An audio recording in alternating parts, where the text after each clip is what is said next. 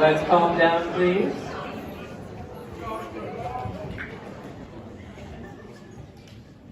What can I say about Lene Zhou?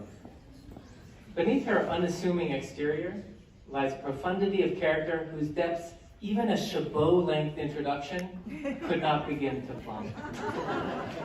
If you know Lene like I do, and she's had to put up with me for 4 out of the last 5 years as her teacher, you know that she has an incredible tranquility about her, one that permeates everyone and everything around her just by her proximity. And if you know me at all, you probably know that 2 of the qualities I both value and try to practice in my own everyday life are patience and kindness. And yet, despite all my efforts, Lene easily has me beat on both counts, hands down, every day of the week, twice on Sundays. Not only can I not think of a single negative thing to say about Lene, I can't imagine anyone having anything negative to say about Lene. So, now, if you don't know her yet, you're in luck. You still have 198 days to make up for lost time before she graduates and moves on to make the university of her choice a better place by her presence. Believe me when I say it will be worth your time and effort. And so it's my honor and my genuine pleasure to present to you one of my favorite people at this entire school, Miss Lene Zhou.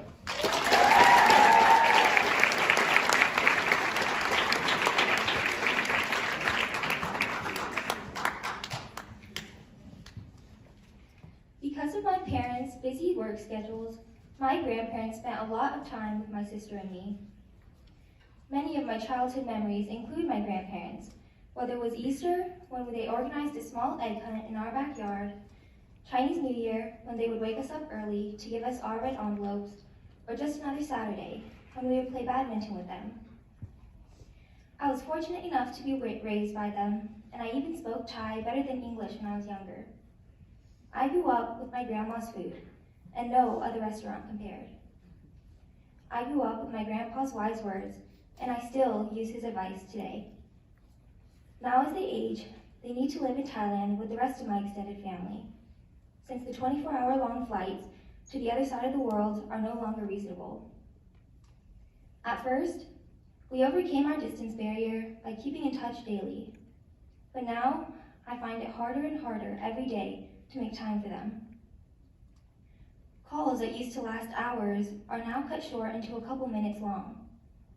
I used to look forward to coming home from school and telling them about my day, but now I come home and immediately start working on my homework and college applications like a robot.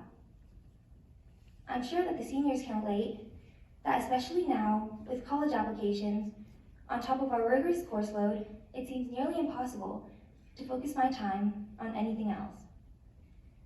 But I think back to my childhood, and I often feel guilty.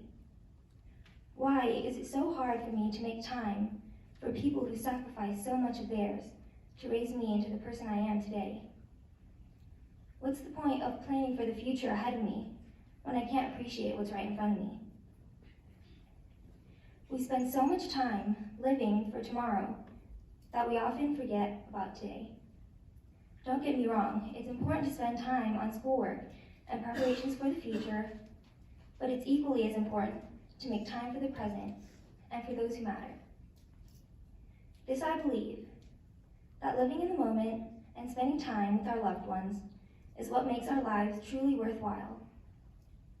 We don't know how much time we have with each other, so hug your loved ones, smile more, live with no regrets, and make every moment count. Thank you.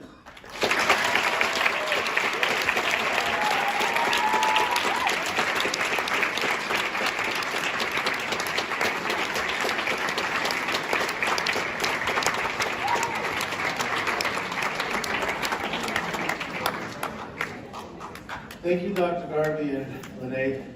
At this time, I'd like to dismiss the faculty.